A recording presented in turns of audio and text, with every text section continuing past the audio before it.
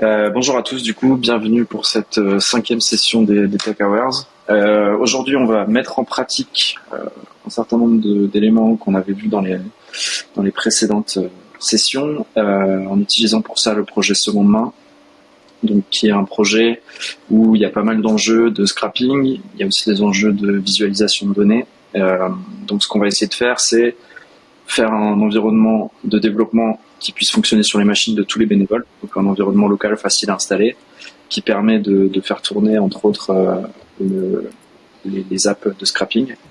Un environnement local aussi avec la base de données, donc la même base de données que celle qu'on a livrée pour la production, qui est une base de données PostgreSQL 15. Et on va ensuite essayer d'installer aussi Metabase, qui est un outil qui permet de faciliter la data analyse en fait, et de mettre en place des visualisations, de faire émerger des indicateurs, des choses comme ça, qui peuvent après être utilisés pour l'application finale. Ce que je vous propose qu'on fasse, si ça vous va, c'est que je code sur ma machine en vous partageant mon écran. Hello Alan. Et vous pouvez pouler mon code et au fur et à mesure, je ferai des pushes au fur et à mesure et comme ça, vous pourrez tester sur vos machines si ça vous va. Ouais. Ok. Alors, je vais vous partager mon écran et puis on va s'y mettre.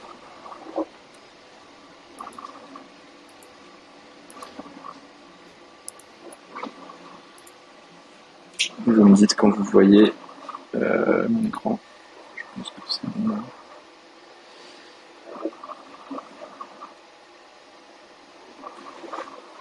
Ça va. Alors, donc je suis reparti pour l'instant du projet tel qu'il est sur la branche main. Normalement, j'ai les pools, je suis à jour. Est-ce que c'est assez gros les polices de caractère, vous me dites, si vous arrivez à voir ce que je fais? Oui, c'est bon. Juste pour info, Paul, Ouais. en fait, il y a une PR en cours, mais je Ok. pense qu'il y a une planche avec une version du code qui est vachement plus optimisée. D'accord. Donc c'est celle-ci là, la numéro 9. Exactement, ouais.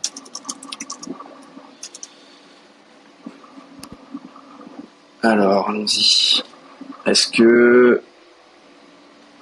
Alors, je regarde juste... Ah oui, effectivement, il y a pas mal de changements. Est-ce qu'il y a des choses qui bloquaient le merge? Ou est-ce qu'on peut la merger et partir de celle-là plutôt pour travailler? Il y avait quelques trucs, mais voilà. Mais si la BDD marchait pas. Si, justement, Ah, ça, c'est l'autre branche que j'ai faite ce week-end. Ok. En fait, tu as la fit optime de Guillaume qui améliorait donc le code scrapping qu'on pouvait pas merge parce que c'était pas ça collait plus avec les scripts de BDD. Du coup, il y a la fit optime BDD qui repart de la planche de Guillaume et qui elle fonctionne côté BDD. ok. Donc si je merge celle-là, ça sera l'équivalent de merger les deux PR, on est d'accord? Ouais. Ok. Et c'est bon pour vous ou vous voulez encore du temps pour travailler dessus? Non. On la merge? De toute façon, j'ai travaillé sur cette branche pour faire Ok. ma Ouais, précédente. donc autant repartir de celle-là plutôt alors. Donc je la merge et puis on va pouler ça en local pour travailler dessus. Ok. Ok. Alors.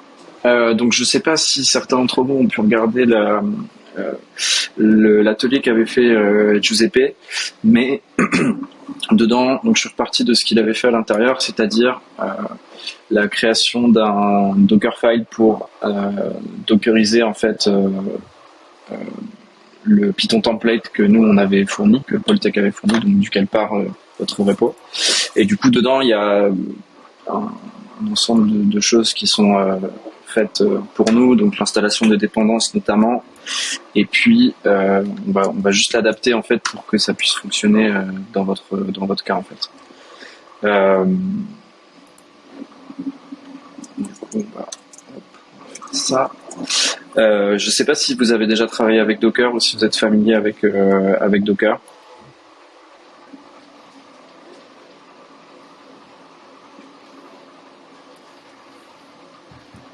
Moi, en tout cas, pas du tout. Ok. Du coup, j'ai pas entendu ce que tu as dit, pardon. J'ai déjà utilisé Docker, mais pas en faire. Ok. Ouais. Ouais, l'idée là, clairement, c'est plus que vous soyez utilisateur, donc qu'on construise ensemble la stack et que vous soyez utilisateur, comme ça fonctionnera sur toutes les machines. On va pas trop rentrer dans le détail de comment écrire un Dockerfile, etc. Surtout que GDP a couvert ça un petit peu il y a 2 semaines, et on en a reparlé aussi la semaine dernière avec Paul, qui nous a fait un retour d'expérience de comment eux ils ont utilisé Docker sur Kota Climat. Mais un des use cases pour lesquels c'est bien adapté, c'est justement l'onboarding et la prise en main d'une code base. Donc en gros, on va reproduire en fait la stack dont a besoin l'application pour fonctionner sur vos machines avec des containers Docker. Donc les containers Docker, on va en créer plusieurs. Du coup, on va en créer au moins un pour l'application. On verra qu'il y en aura peut-être plusieurs parce que vous aurez peut-être besoin de un container par scrapper puisque vous avez plusieurs scrappers là. On en aura au moins un pour la DB aussi. Et on en aura aussi un pour Metabase. Donc on va avoir au moins 3 containers qui vont discuter les uns avec les autres. Et du coup, quand on cherche à organiser comme ça un ensemble de containers qui peuvent se parler les uns aux autres et qui fonctionnent ensemble, on crée ce qu'on appelle un Docker Compose. Donc c'est une composition de containers Docker. Et là, donc on va, là je suis reparti pareil de ce qu'avait fait Giuseppe, mais en fait on va utiliser ce template pour créer notre truc. Alors, d'après ce que j'ai compris, le scrapper le plus avancé, c'est celui de Zara, c'est ça? Ouais. Ok. Donc, on va déjà partir du principe que on va créer un container qui va utiliser le scrapper Zara, enfin qui va lancer le scrapper Zara, pardon. Et donc, on va utiliser app.dockerfile. Donc, on a stocké notre Dockerfile, donc c'est vraiment le manifeste de création de l'image. Donc c'est les instructions qu'on va donner à Docker sur comment créer notre image Docker. Donc dans cette image, on a besoin d'avoir notre code, ce qu'on fait ici, et on a besoin d'avoir, ça je vais l'enlever, en fait je peux enlever tout ça. Hop. On a besoin d'avoir le virtual env Python et les dépendances. Donc en principe, ce qu'on va quand on va lancer cette image, on va se retrouver dans un container qui va contenir toutes les dépendances dont on a besoin pour faire tourner notre code et notre code. Donc en principe, une fois qu'on est dans ce container, on peut lancer les commandes type poetry run, on peut lancer du Python, etc. Et on sait qu'on a tout ce dont on a besoin. Donc ça fait qu'on va pouvoir normalement lancer soit le scrapper Vestiaire Collectif, soit le scrapper Zara. Du coup, je pense que vous pourriez le dégager le module Python template du coup. Mais donc voilà. Donc on va dans le Docker Compose dire je veux créer un service qui s'appelle Scrapper Zara. Ce service, il va pas utiliser une image qu'on connaît déjà, il va utiliser simplement le Dockerfile qu'on a mis dans notre dossier Docker, et on va lui dire tu vas nous construire l'image qu'on t'a donnée en te plaçant dans la racine du répertoire, donc au même endroit que le Docker Compose. Okay. Ensuite, le scrapper, a priori, il fait que scraper, il n'a pas besoin il n'écoute pas sur un port HTTP, il fait pas un serveur web ou des choses comme ça, on est d'accord?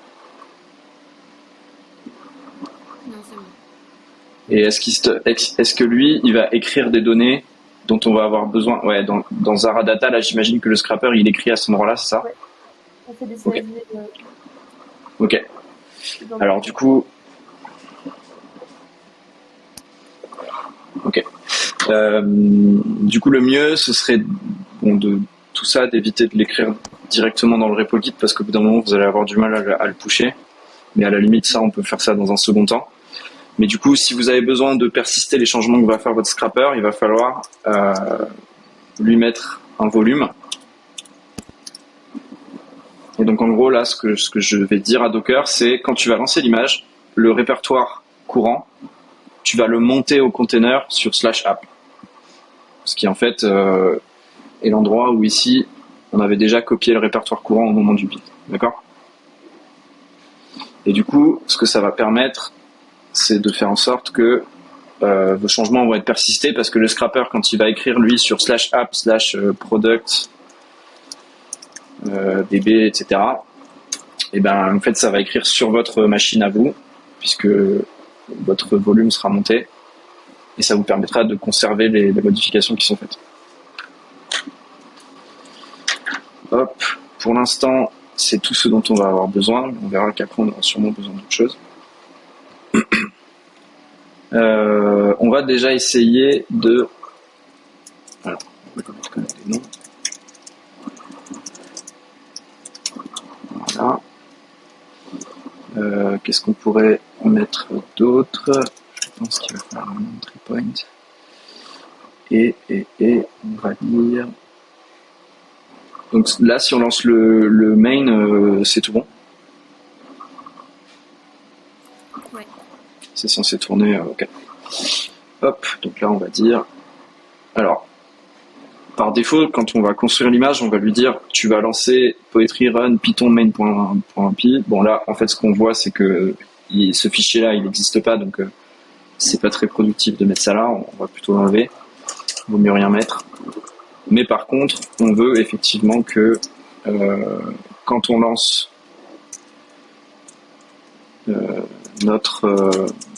notre container scrapper Zara, bah, il lance bien le scrapper Zara. Donc on va lui donner Zara main.py. Voilà.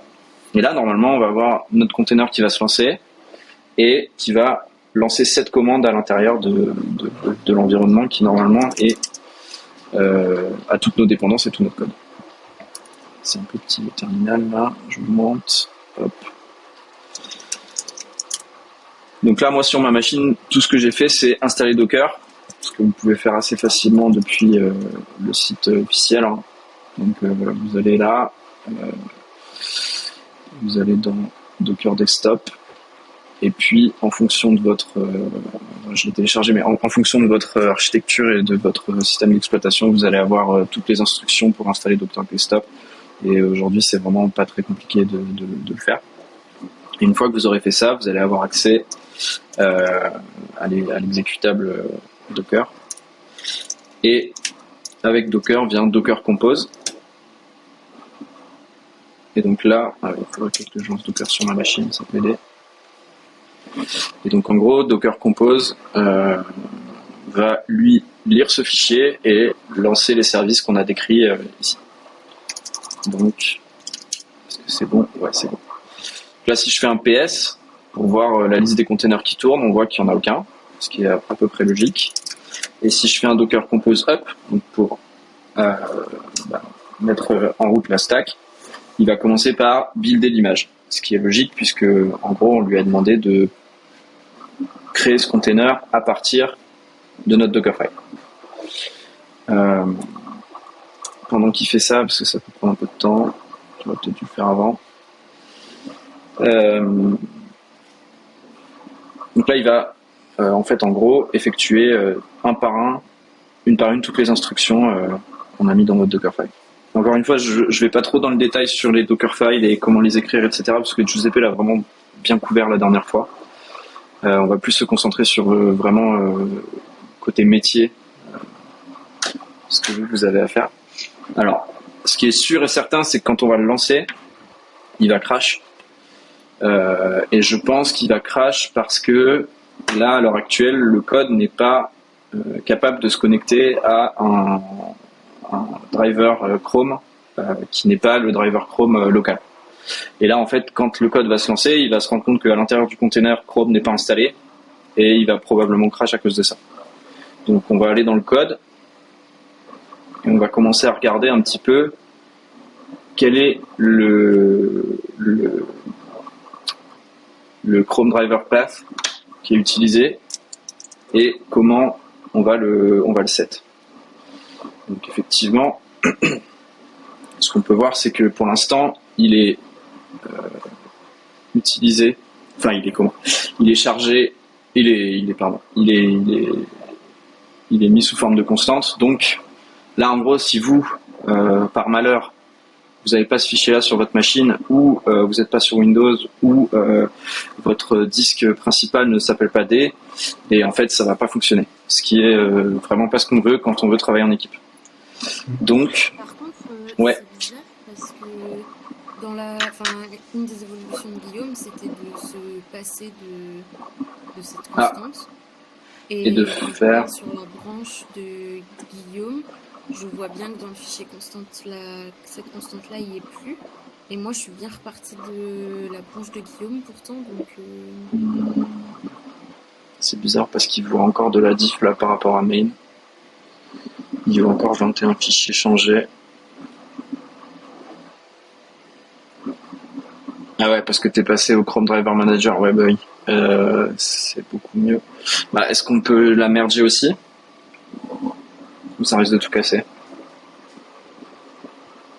Bon, on va la merger puis au pire on débuggera en allant. Tac, tac. Ok, je vais repouler le code.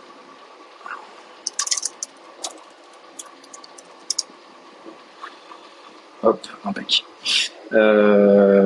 Du coup, est-ce que ça a changé? Alors du coup, peut-être Guillaume que tu veux nous parler de comment du coup t'as refactoré ça pour que ça fonctionne. En gros, j'ai juste fait un import du package WebDriver. Ouais. Ouais, et puis après, j'ai modifié la ligne de commande justement avec l'install, je sais plus, enfin pas la ligne de commande, mais le driver, je sais plus. Ok, ça marche. Ah oui, et du coup ça, ce que ça fait, c'est que ça réinstalle le driver manager s'il n'est pas déjà installé, c'est ça? Je pense, ouais. J'ai copié ça. On va regarder ce que ça donne. Si ça se trouve, ça fera le taf. Alors, je vais déjà aller fixer ça, parce qu'en fait, on n'a pas forcément besoin.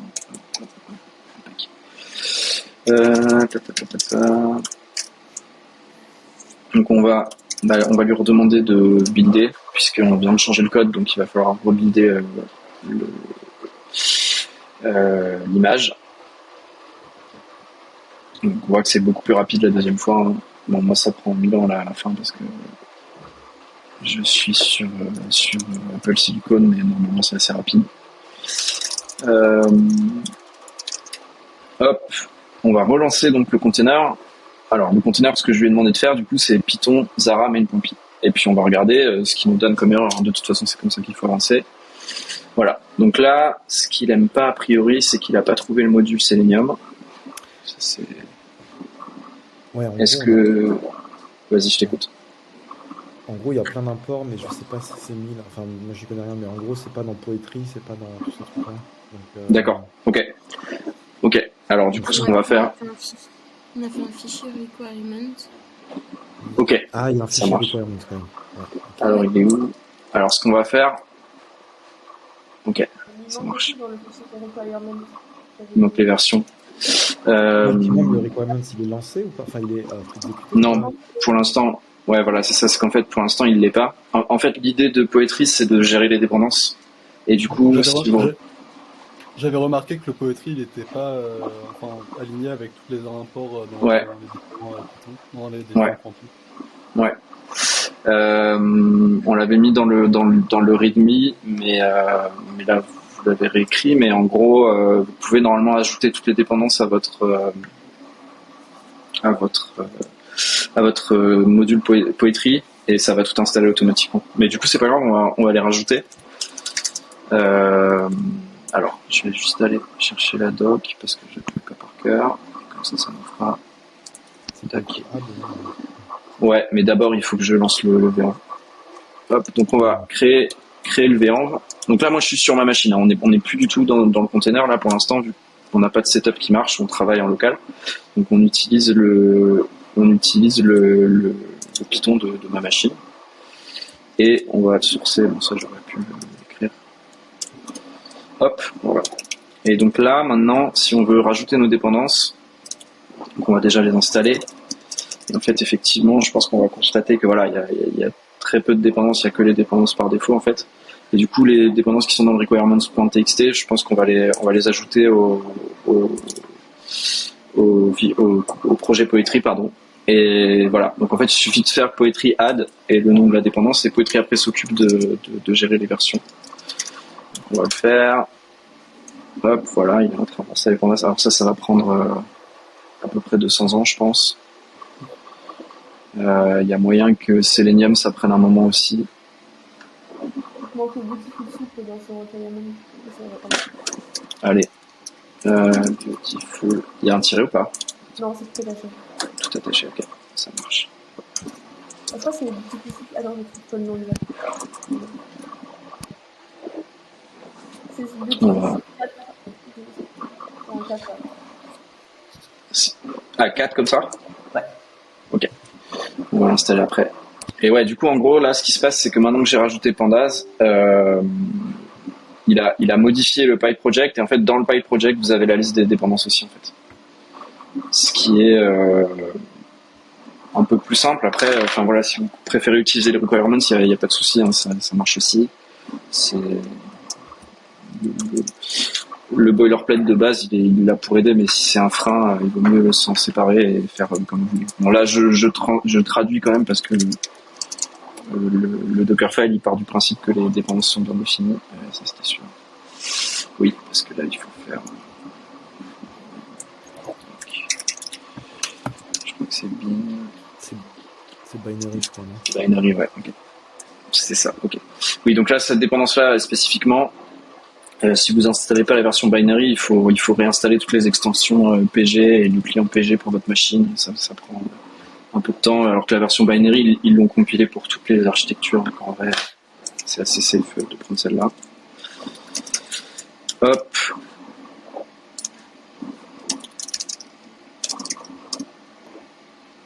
Ok, donc là, en principe, on a la liste de toutes les dépendances dont on a besoin qui sont maintenant ici. Voilà. Et avec les versions qui vont bien, parce que Poetry a fait le travail de résoudre le graphe de dépendance. Et du coup, maintenant, quand on va rebuilder l'application, normalement, on aura accès à toutes les dépendances dont on a besoin. Docker compose build pour rebuilder les images.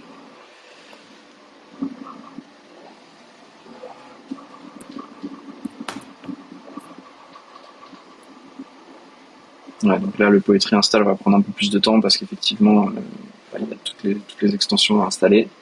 Enfin, toutes les dépendances installées, pardon.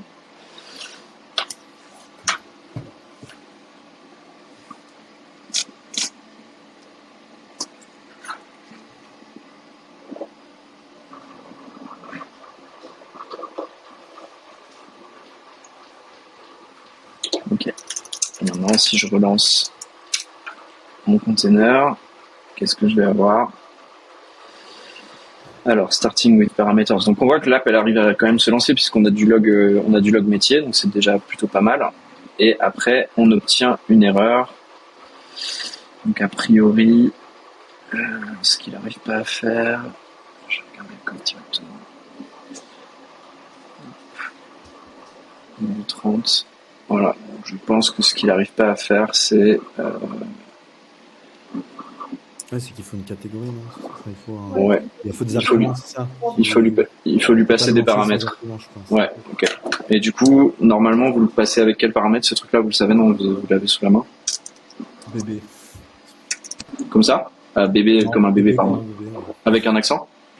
Non, BE, je crois, non? BE, comme ça? Ouais. Okay. Allez, voyons ça.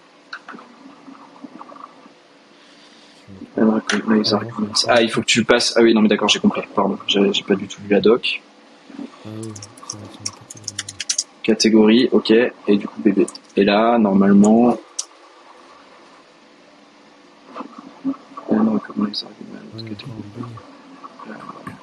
Il faut aussi donner le nombre d'éléments et je sais pas comment le code avait été fait, mais soit le nombre d'éléments, soit le temps de. Je suis pas sûre parce que non normalement il y a des. Il n'y a pas des valeurs par défaut. Sur Ouais. les autres, il y a que la catégorie qui était demandée et les autres avaient des valeurs par défaut. Ah ok.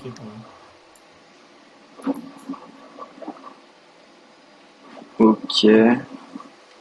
J'ai mis un égal pour voir. Hein. Et je pense que c'était ça, non? Ah non, il y a un espace et après c'est entre guillemets, c'est entre quotes. Ah, ok. Enfin, entre single quote, ouais. Ouais, je sais pas L'inter, c'est beaucoup de ça. Hop. Ah, non, on trouve pas. Ah, il faut vraiment des single quotes du coup. Ben, je sais pas. On peut essayer, ouais. C'est comme ça. Voir ce que Il y ça a donne. des codes pro. Je sais pas si j'ai pas testé les codes Java. Attends, je regarde. Ouais, je veux bien que tu me dises comment tu le lances toi sur ta machine du coup. Ah bah moi c'est ça, hein, c'est Python 3 main.y catégorie espace bb avec des quotes. Ouais, Ça. moi aussi. Alors Là peut-être ça que ce prend. qu'il aime, peut-être que ce qu'il aime pas, c'est ça. Sinon, on fera une. Après, il me semble Ouais. que moi, j'arrivais aussi sans les côtes. Ah ouais. Mais je peux rallumer ma machine pour vérifier. Ouais, je pense que ça va marcher là. Alors ça marche sur les quotes aussi, hein, je confirme. Ouais, du coup, il a l'air de dire que. Ouais, ok, c'est bon. Et donc, je pense que le égal marchait aussi parce qu'on a la même erreur que quand on avait le égal. Ok. Alors, du coup, là, ce qui se passe, c'est que il essaye de lancer Google Chrome. Il essaye de lancer une des versions de Google Chrome, donc Stable, Beta, Dev ou la normale. Et il se rend compte que ce binaire-là n'est pas du tout installé dans notre container. A priori, c'est normal puisque on n'a pas packagé Chrome dans notre Dockerfile. Alors la bonne pratique, c'est pas d'installer toutes les dépendances du monde dans un seul Dockerfile. Donc on va pas faire un container géant avec dedans Chrome, l'ADB et tout ça. Ce qu'on va faire, c'est comme on l'a dit au début, composer des containers entre eux. Donc ce qu'on va essayer de faire, c'est créer un container qui s'appellerait Chrome Headless et qui pourrait nous aider à que le scrapper pourrait contacter pour faire les rendus des pages. Okay. Donc, ce qu'on va regarder, c'est comment utiliser Chrome Driver Manager. J'avais trouvé des ressources, mais pas forcément avec Chrome Driver Manager. En gros, Selenium. Ok. Donc voilà, le truc après, c'est de chercher. Voilà, bon, moi j'utilise Selenium. Est-ce qu'il y a des setups Docker qui fonctionnent?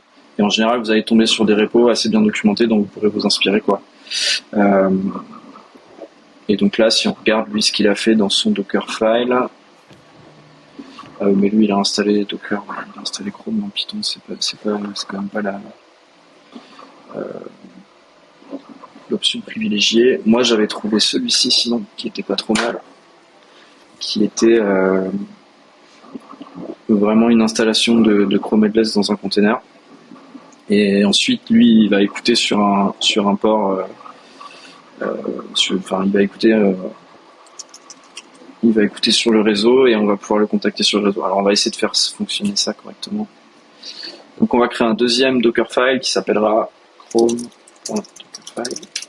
Hop, on va coller ce qu'il nous a mis dedans. Alors, ce qu'il nous a mis dedans, globalement, c'est il part de Debian Slim. C'est une grosse image, mais bon, il y aura toutes les dépendances dont on a besoin a priori. Il réinstalle deux, trois trucs. Ensuite, il va surtout installer. C'est quoi ? Il va installer surtout Chromium. Je regarde juste ce que c'est ce package-là.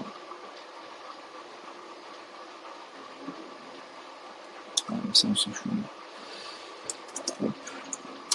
C'était un package pour avoir les polices de caractère chinoises, mais a priori c'est hors scope pour ce qu'on fait. Et il va juste créer donc cette image qui va juste lancer Google Chrome sans GPU, puisque évidemment le container il n'aura pas accès à votre GPU si vous en avez un, et on va partir du principe que tous les utilisateurs, tous les gens qui vont manipuler ce repo n'auront pas de GPU. Exemple, la production, les machines de production, a priori, elles n'auront pas de GPU, donc il faut quand même qu'elles puissent faire tourner Chrome sans GPU. Headless parce que il y aura pas d'interface graphique, puisque ce sera juste un container. Pareil, ce sera adapté dans le cadre des machines de production. Ça doit être un désactive en Chine, on va voir. Et on va faire en sorte que le Chrome qui va tourner dans ce container-là, on a dit qu'il allait écouter sur le réseau, du coup, on va lui dire d'écouter sur toutes les adresses, donc 0000, c'est ça veut dire écoute sur toutes les interfaces et sur le port 9222. Et du coup, logiquement, hop, ici on va créer donc notre deuxième container. On va lui dire de build. Alors c'est parfaitement acceptable aussi d'aller chercher directement dans le repo qu'on a trouvé ou dans un repo autre, d'aller utiliser une version que le maintainer de ce repo va lui packager. Et effectivement, on voit qu'elle est là. Donc, si on va sur le Docker Hub, si on arrive à utiliser son clavier, on tape ça, on va la trouver l'image. Ah ouais, on va pas la trouver du tout. Ouais, si elle est là. Donc, on va trouver l'image. Maintenant, utiliser cette image telle qu'elle, sans la builder nous-mêmes, bah ça nous ouvre la porte à là il a installé juste simplement des fontes chinoises, mais il peut installer tout ce qu'il veut et vous le saurez pas forcément parce qu'il n'y a aucune garantie que cette image qui a été packagée et qui a été envoyée sur le Docker Hub elle a été construite avec le Dockerfile qui est public sur GitHub. C'est impossible d'en être sûr, quoi. Donc de manière générale on essaye de builder ces images si c'est possible. Ok, alors il nous montre comment l'utiliser. Donc, il nous montre lui des utilisations qu'il en fait. Il va falloir qu'on fasse attention à ça. On va continuer pour l'instant. Donc voilà, Chrome Dockerfile, blablabla. L'entry point, on l'a déjà spécifié dans le Chrome.dockerfile et vu qu'il ne va pas changer, autant le laisser là. Donc on n'a pas besoin de respécifier la commande à lancer, elle est déjà claire. Qu'est-ce qu'on va lui donner d'autre? On va lui donner le cap-add sysadmin et il explique pourquoi il y en a besoin. En gros, cap-add, ça permet de dire à Docker de lancer le container avec un certain nombre de privilèges plus élevés que les containers classiques, on va dire. Et du coup, on va ajouter ça à notre directive compose pour que ça puisse fonctionner. Voilà, donc ce container-là, il sera lancé en privilege et il sera en cap-add. Voilà. Et alors, ce qui serait bien, ce serait que ce container-là ait la possibilité de discuter avec celui-ci. Alors, dans un réseau Docker Compose, par défaut, si depuis Scrapper Zara, vous appelez ce nom-là, Docker Compose va fournir un DNS qui va résoudre à l'IP de ce container.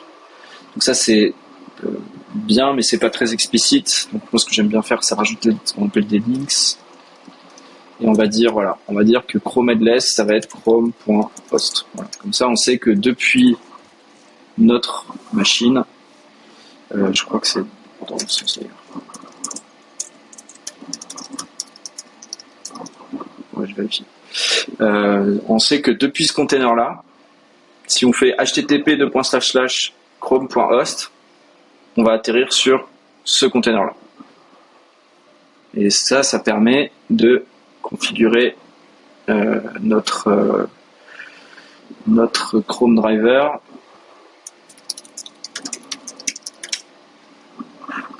Hop, voilà, très bien. Est-ce qu'on a la possibilité ?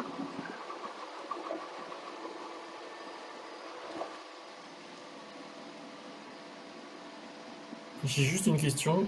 Ouais. Coup, dans le code du web scrapper, par exemple, on définit un user agent pour le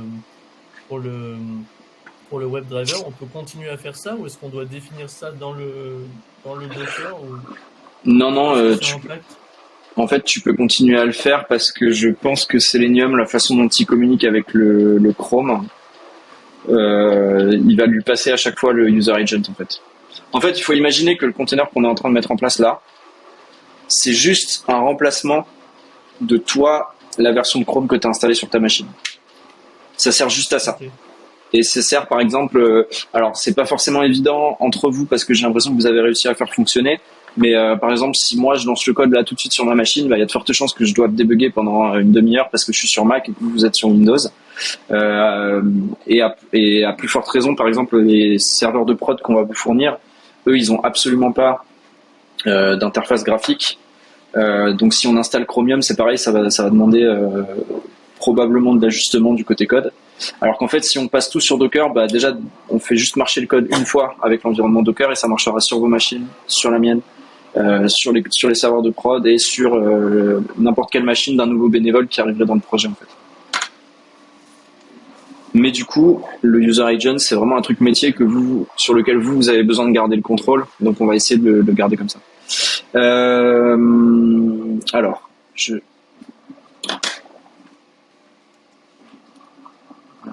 juste regarder. Je sais pas si on a besoin de ce truc-là en fait.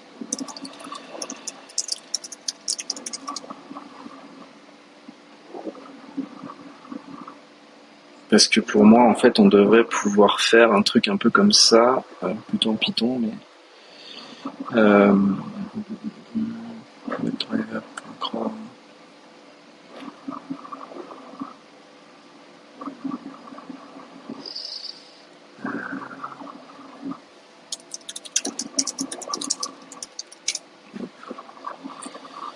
hop, on va vraiment. Alors ça c'est du habillage, on s'en fout.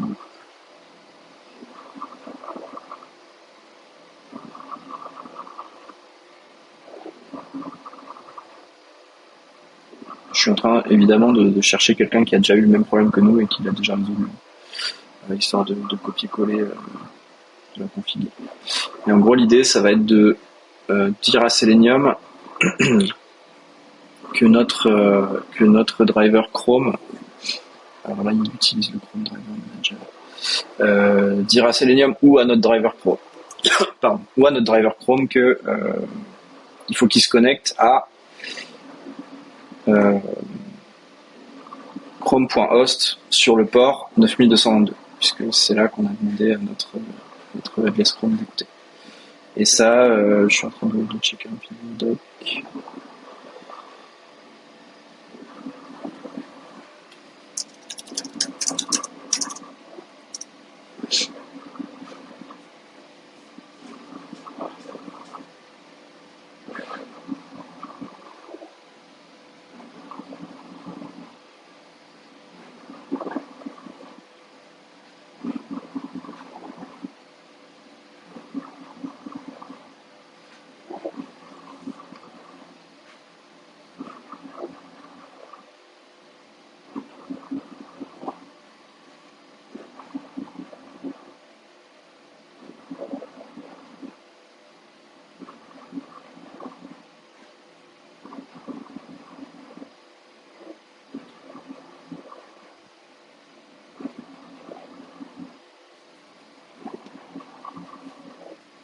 Ça c'est pas très intéressant.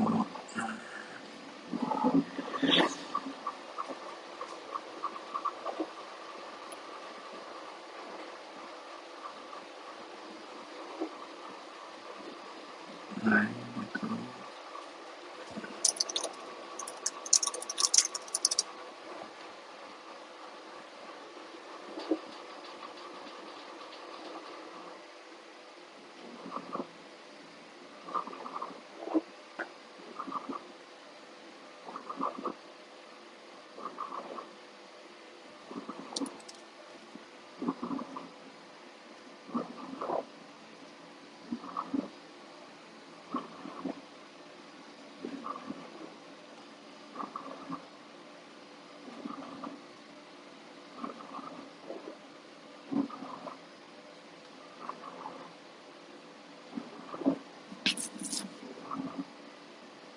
C'est ça qu'il nous faut.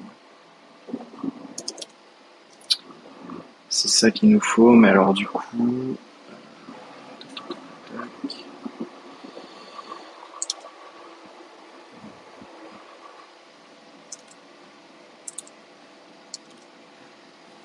Alors, hop.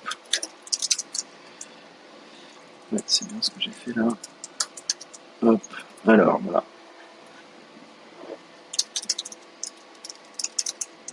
Donc là, on va juste lui dire de se connecter à chrome.host sur le port 9222 et le WD Hub, ça c'est conventionnel, hein.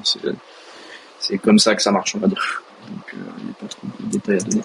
Voilà. Et là, normalement, on a remplacé donc ce driver qui utilisait le Chrome Driver Manager par ce driver qui, lui, va utiliser le WebDriver Remote. Donc, Remote, c'est distant. Et effectivement, en fait, du point de vue du container Python, le container Chrome est distant. C'est-à-dire que c'est deux machines séparées. Ça tourne dans deux environnements séparés. Alors, bien sûr, c'est pas le cas puisque vous, les deux vont tourner sur votre machine. Mais par exemple, on pourrait imaginer un monde où le scrapper est sur une flotte de machines en production et on a une autre flotte de machines qui fait uniquement que faire tourner le Chrome LS. Ok, on va voir si ce qu'on a fait là, ça suffit à régler notre problème. On peut l'espérer en tout cas. Tac, donc là, on va refaire le up. Il va nous refaire le build logiquement. Ah non, donc là, voilà. Donc là, il me donne une erreur. Ça, c'est juste parce que j'aurais dû lire la doc avant de travailler. Voilà. Il va rebuilder l'image rapidement. Normalement. Ah, il est en train de builder l'image qu'on avait, ce qu'on n'avait pas encore buildé. Super.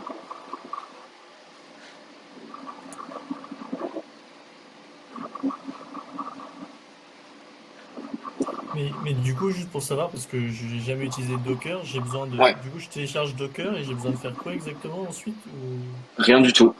Tu télécharges Docker et tu auras juste besoin, une fois que le code sera bon, de faire Docker Compose Up et ça te lancera l'ensemble des containers qu'on va lister ici.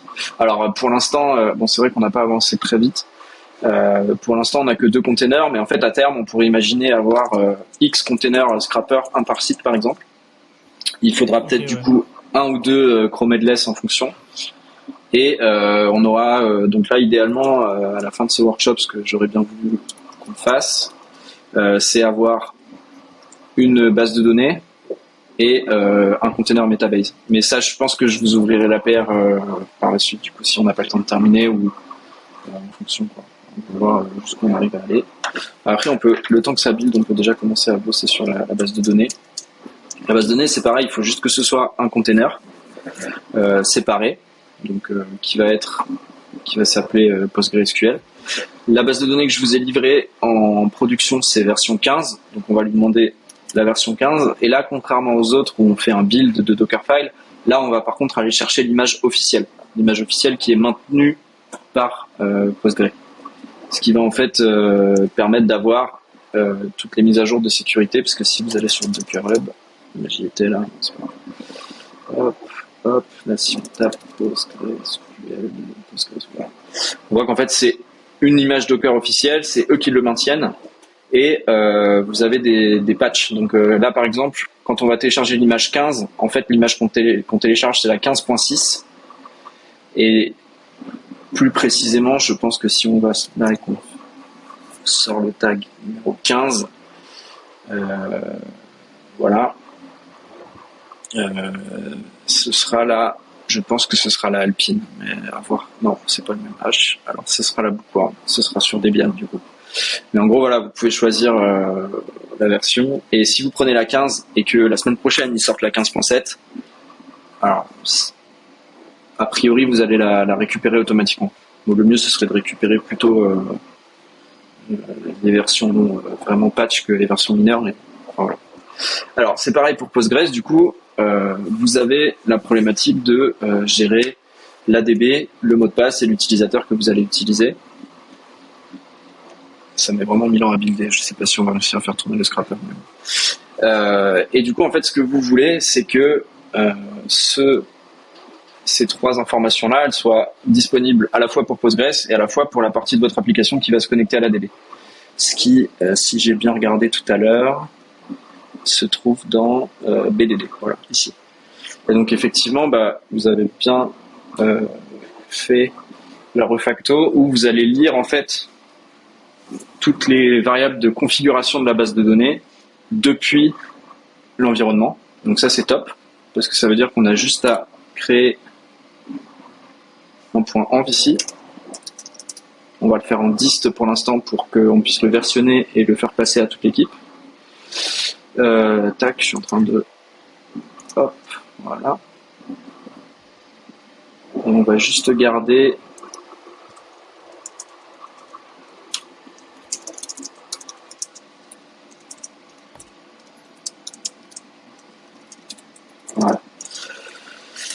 On va juste garder ça. Et alors, le point dist, celui qu'on va versionner dans le repo, conventionnellement, on va lui donner les variables qui vont être utilisées pour le local.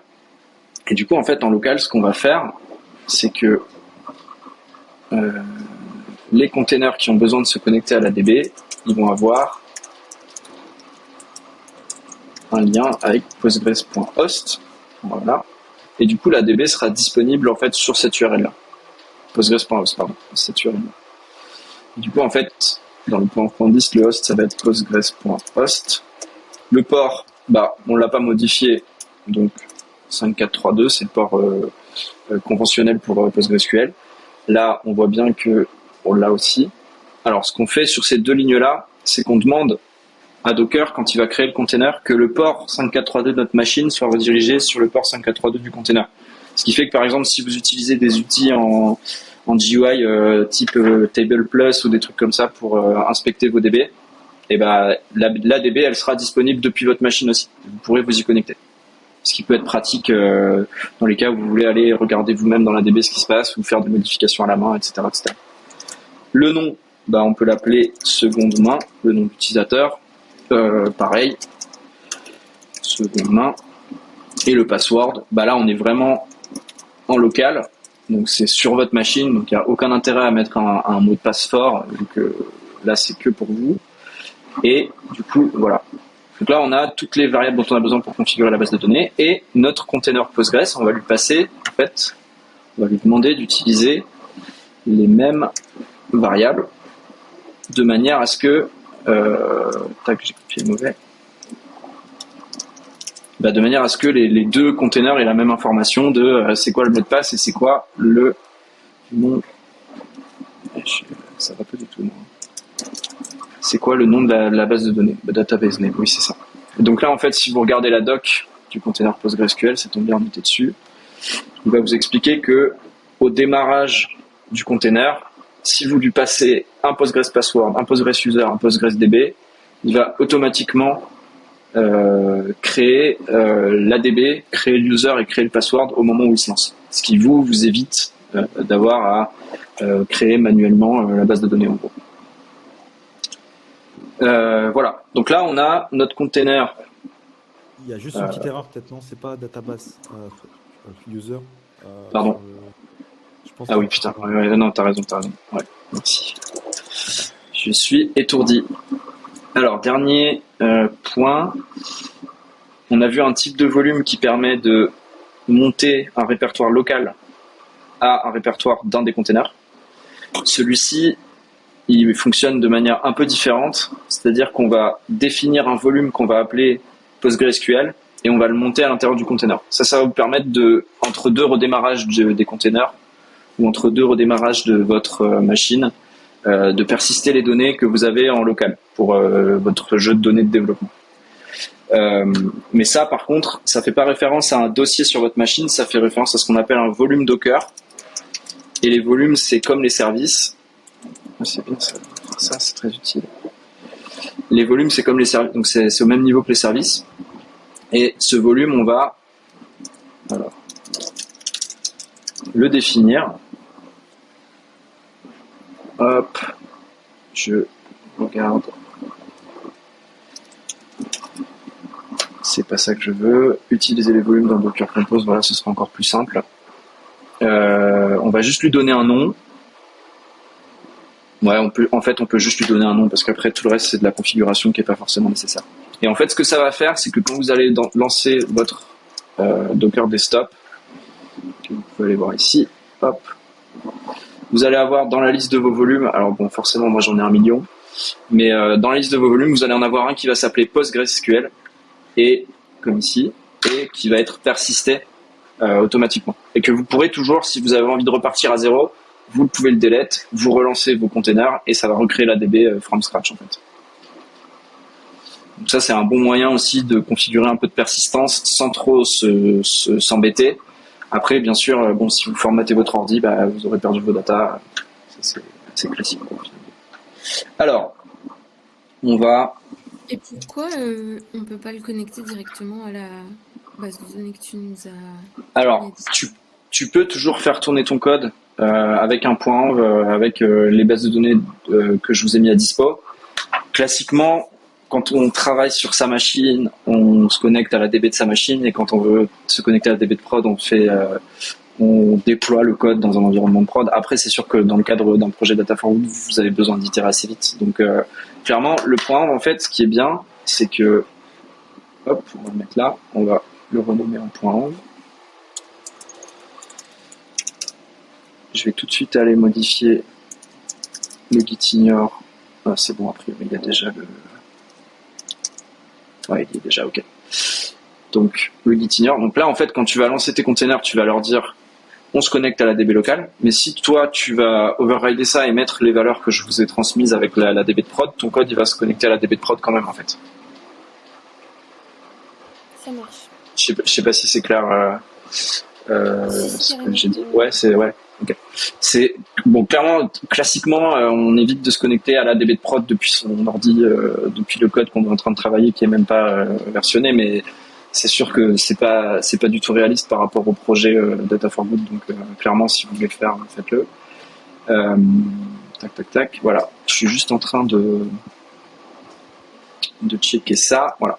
Et lui, on va lui. Ouais, vas-y.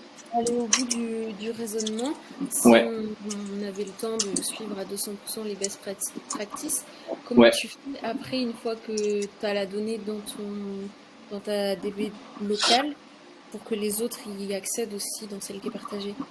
Le but, en fait, ce serait que toi, tu fais tourner ton code sur 10 éléments pour être sûr que ça fonctionne.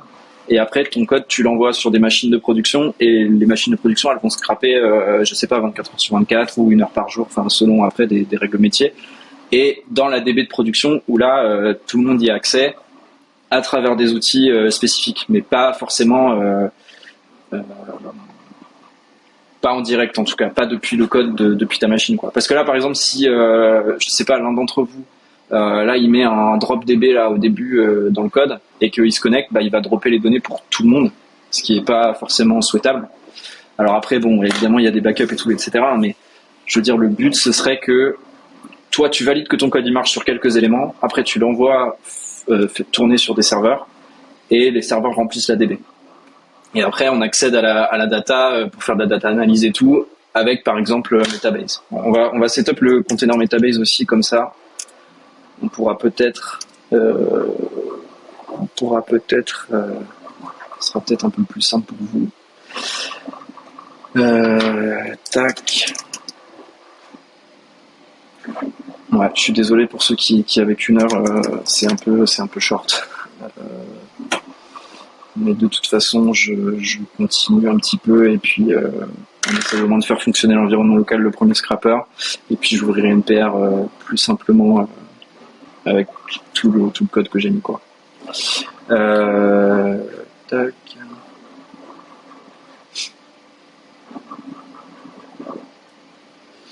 Alors, j'essaie juste...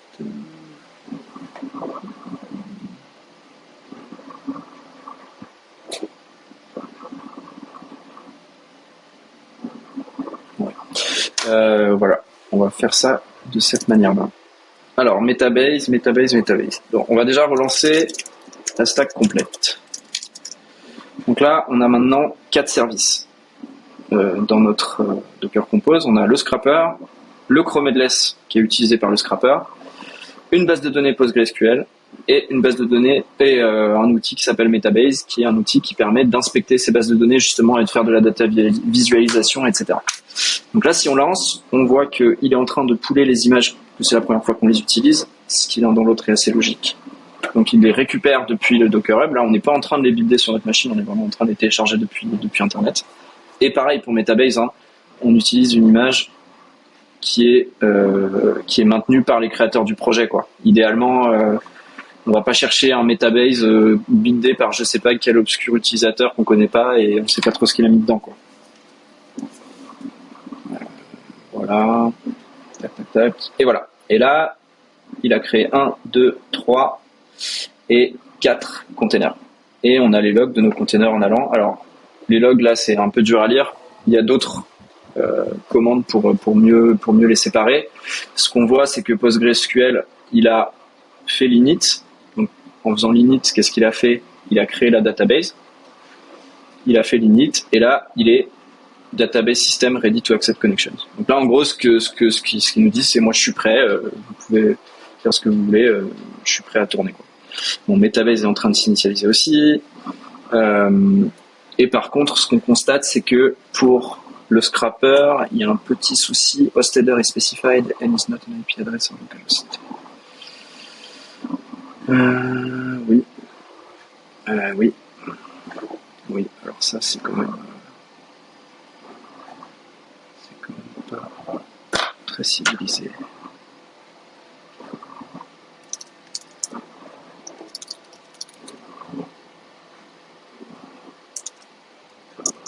J'ai regardé.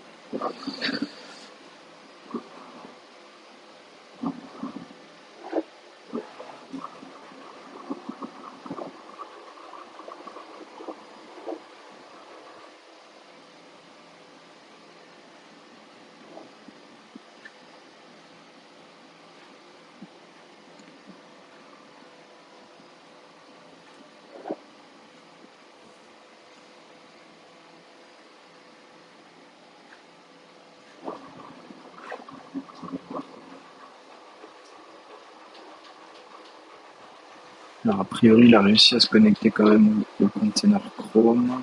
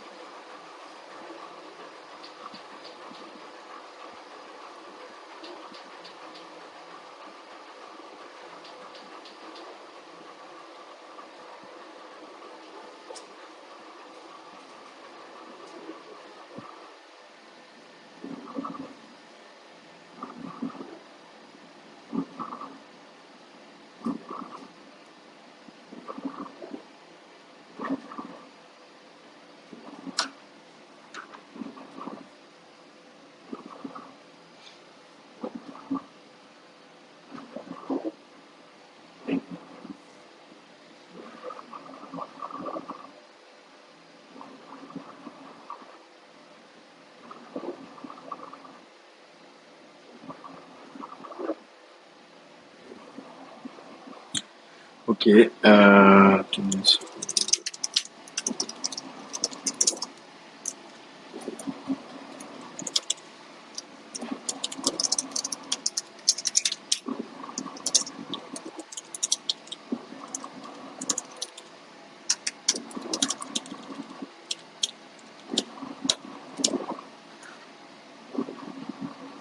Hop, bon. J'ai l'impression que il aime pas trop qu'on appelle Chrome headless Chrome.host. On va voir si c'est vraiment ça le souci. Alors là, qu'est-ce que je fais là? Je crée... Alors, par défaut, quand vous créez un Docker Compose, en fait, ce que va faire Docker, c'est qu'il va créer un réseau dans lequel vont se trouver l'ensemble de vos containers. Et ça veut dire que vos containers, ils vont avoir des adresses IP qui sont sur la même plage d'IP. Simplement, là, je vais rendre les choses explicites pour pouvoir assigner de manière autoritative l'IP. Parce que là, en gros, il va créer des IP à la volée. Il va dire, voilà, celui-là, il va avoir une IP, je sais pas, je vais vous dire ça.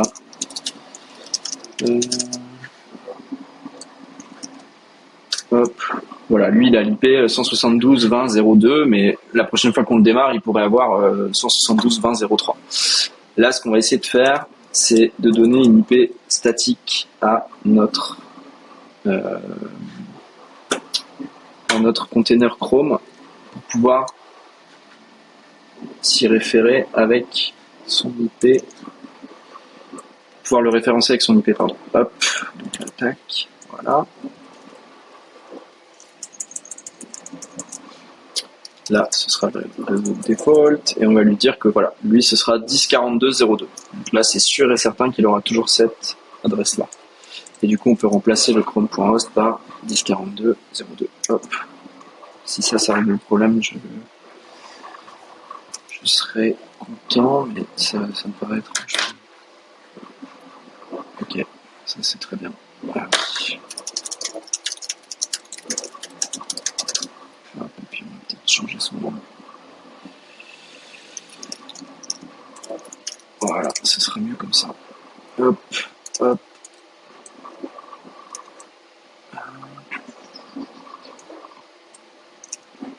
Voilà.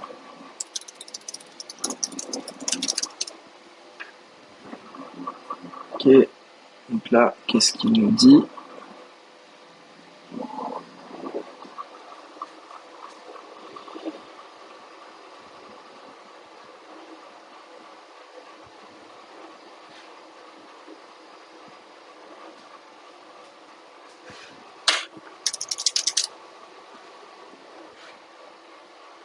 Ça, c'est database.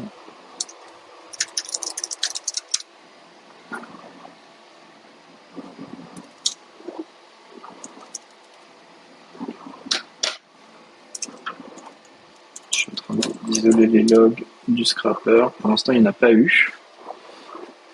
Est-ce qu'il log le scrapper quand il fonctionne normalement ou pas? Oui. Oui, ok. Bon, pour l'instant, il n'a pas logué. Donc, soit il fonctionne. Après, on n'est pas passé par des logs, mais je crois que c'est des prints. Je pense qu'on devrait quand même les voir. Ok. Ceci dit, c'est pas tout à fait sûr. Et aussi, Est-ce- si tu veux tester la partie connexion à la DB, il faut Ouais. que là où tu as rajouté le main avec le catégorie BB, il faut que tu rajoutes aussi l'argument to BDD à yes. Parce que par défaut, il est. Comme C'est ça? juste, ouais, juste un underscore entre to et Ok. BDD. Mais Bah, voilà, ça. du coup, c'est top. Ce qu'on va pouvoir tester grâce à ça, c'est est-ce que le scrapper fonctionne et est-ce que la connexion à la DB par le scrapper fonctionne. Comme ça, au moins. Tu as laissé Bon. le tiret du 6 au lieu du underscore. Ah, c'est un underscore là? Des CSV qui sont aussi écrits, non? Ouais, c'est ça que je me demandais. C'est est-ce qu'on Ah, peut les voir CSV déjà qui si sont ça pas. marche? Enfin, il y a un Ça, CSV, si tu le lances une fois, il y en a un. c'est celui-là? Non. Non. Non, je crois qu'il a un timestamp et tout. Donc, Ah, ok, bah du coup, il a pas dû tourner alors. Hop, j'emmène juste ça pour me connecter en local. Tac.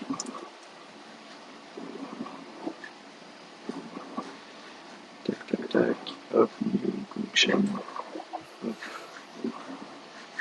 Donc là, ce que je vais faire, voilà, je vais mettre là comme ça, vous voyez. Donc je vais créer ma connexion locale. Donc TablePlus, c'est vraiment un outil pour voir la DB, pour voir ce qu'il y a dedans en fait. Et donc vu que j'ai redirigé le port 5432 de ma machine à celui du container, bah en fait, si je me connecte depuis ma machine sur localhost 5432 avec seconde main,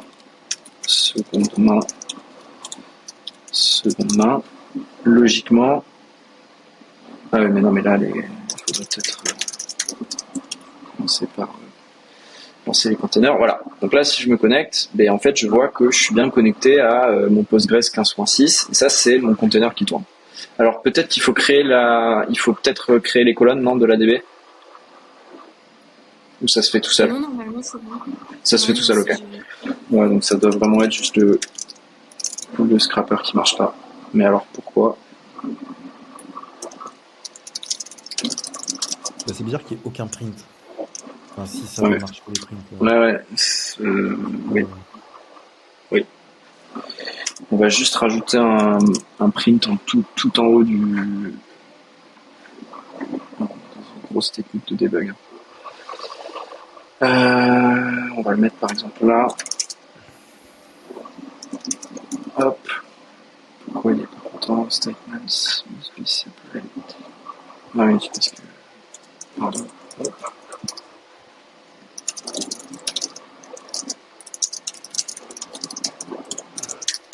Hop, on va recréer le container.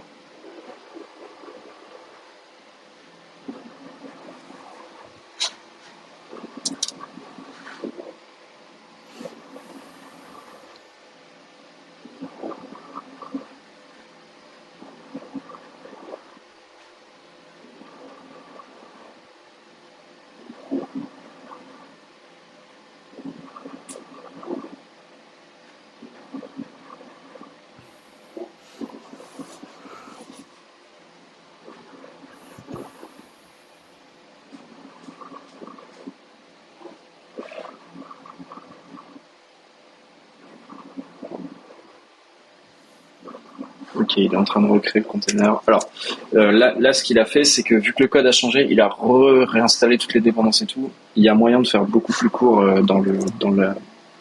Ok, j'ai aucun print. Ça ne me plaît pas du tout. Il y a moyen de faire beaucoup plus court en installant les dépendances avant, mais je ferai une PR pour ça à la limite, pour que ça rebuild tout seul.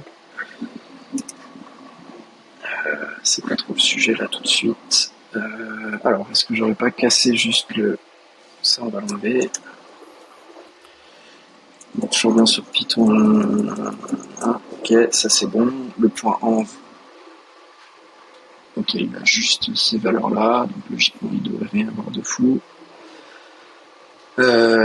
Si je remets mon truc d'avant, est-ce qu'il... Parce que peut-être qu'il est en train de hang en essayant de se connecter à cette IP et qu'il n'y arrive pas. Mais du coup, si je remets mon truc d'avant, il faut que je remette ça aussi. Ou alors je vais essayer ça, on va voir si ça marche mieux. Et puis on va faire avec le composteur.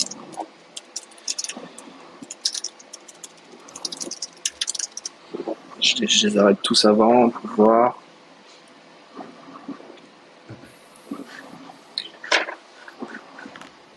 Et alors ce qu'on peut faire quand on veut voir les logs d'un seul container, en fait, c'est qu'on peut faire docker compose logs-f, follow les logs, et on met juste le nom du container qui nous intéresse, ce qui nous évite de nous manger tout le bruit à côté.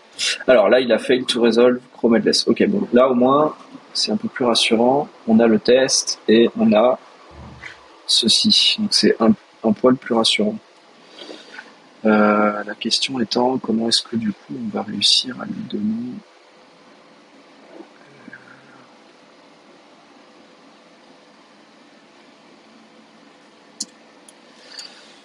En fait, je crois que ce qui se passe, c'est que j'ai foutu la merde complètement avec mon truc de network, c'est que le container là était plus sur le même network que les autres. J'ai l'impression que ça peut être ça.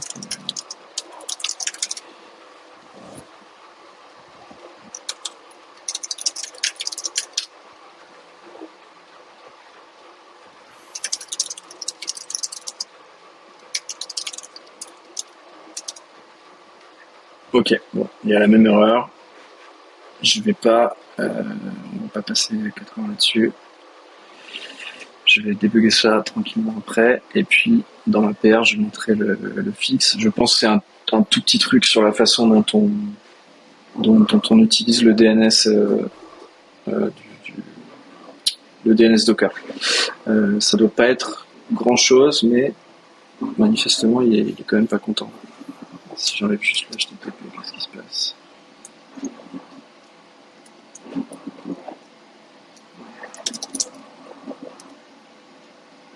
C'est pareil, ok. Donc, je vais regarder ça après. En tout cas, a priori, ça devrait fonctionner.